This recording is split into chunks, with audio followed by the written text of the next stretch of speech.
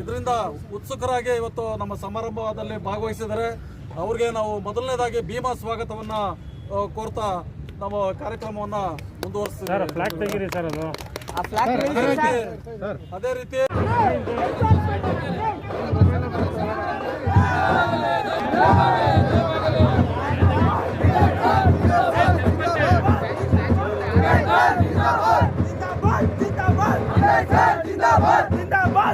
ಸಮತಾವಾದ ರಾಜ್ಯ ಸಮಿತಿ ವತಿಯಿಂದ ಈ ದಿವಸ ನಮ್ಮ ಬೆಂಗಳೂರು ಹೃದಯ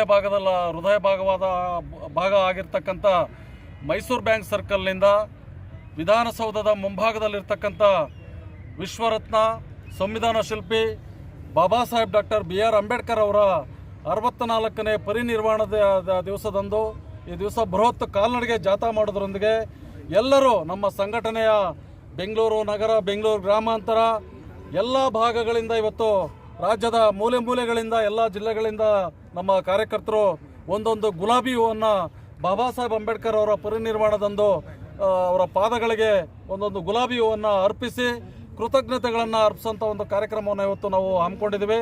ಸಂವಿಧಾನ ಶಿಲ್ಪಿ ಬಾಬಾ ಸಾಹೇಬ್ ಅಂಬೇಡ್ಕರ್ ಅವರು ಈ ದೇಶಕ್ಕೆ ಸಂವಿಧಾನವನ್ನು ರಚನೆ ಮಾಡಿದಂಥವರು, ಮತ್ತು ಜೊತೆಗೆ ಅವರು ಬಹಳ ಕಷ್ಟಪಟ್ಟು ಶ್ರಮ ವಹಿಸಿ 2 ವರ್ಷ 11 ತಿಂಗಳು 18 ದಿನಗಳ ಕಾಲ ಅವರು ಸಂವಿಧಾನದಲ್ಲಿ ಡ್ರಾಫ್ಟಿಂಗ್ ಕಮಿಟಿ ಚೇರ್ಮನ್ ಆಗಿ ಎಲ್ಲರೂ ಆಗ ಏನು ಸಂವಿಧಾನವನ್ನು ರಚನೆ ಮಾಡಬೇಕಾದ್ರೆ ಹಲವಾರು ಅಂದರೆ 6 ಜನ ಸದಸ್ಯರು ಇರ್ತಾರೆ. 6 ಜನದಲ್ಲಿ ಸುಮಾರು ಜನ ಒಂದು ಅನಾರೋಗ್ಯದ ಕಾರಣಗಳನ್ನು ನೆಪವೊಡ್ಡಿ ಅವರು ಸಂವಿಧಾನದ ರಚನೆ ಮಾಡೋದ್ರಲ್ಲಿ ಸರಿ. ಇವತ್ತು ನಮ್ಮನ್ನೆಲ್ಲ ಬಾಬಾ ಸಾಹೇಬರು ಬಿಟ್ಟು ಇವತ್ತು ನಾವೆಲ್ಲ ತಬ್ಲಿಗಳಾಗಿದ್ದೀವಿ. ಬಾಬಾ ಸಾಹೇಬರು ಇಲ್ದಿರೋದ್ರಿಂದ ತಬ್ಲಿಗಳಾಗಿದ್ದೀವಿ ಅಂತಲೇ ಬಯಸ್ತೀವಿ. ಆದರೆ ಇವತ್ತು ಬಾಬಾ ಸಾಹೇಬರು ನಮಗೇನು ನೋವಾಯ್ತು ಇಲ್ಲಿ ಬಂದೆ ಅಂದರೆ, ನಾವು ದಲಿತ ಸಂಘರ್ಷ ಸಮಿತಿ ಸಮತಾವಾದ ಬೆಂಗಳೂರು ದಕ್ಷಿಣ ತಾಲೂಕು ಅಧ್ಯಕ್ಷರಿದ್ದೀವಿ. ಇವತ್ತಿನ ಬಂದು ಏನು ನಮ್ಮ ಮನಸ್ಸಿಗೆ ಇದಾಯಿತು ಅಂದರೆ ಖುಷಿ ಆಯಿತು. ಆದರೆ ಬಾಬಾ ಸಾಹೇಬರು ಅವ್ರಿಗೆ ಹಾರ ಹಾಕೋಕ್ಕೆ ಒಂದು ಮೆಟ್ಲು ಕೂಡ ಇದಿಲ್ಲ.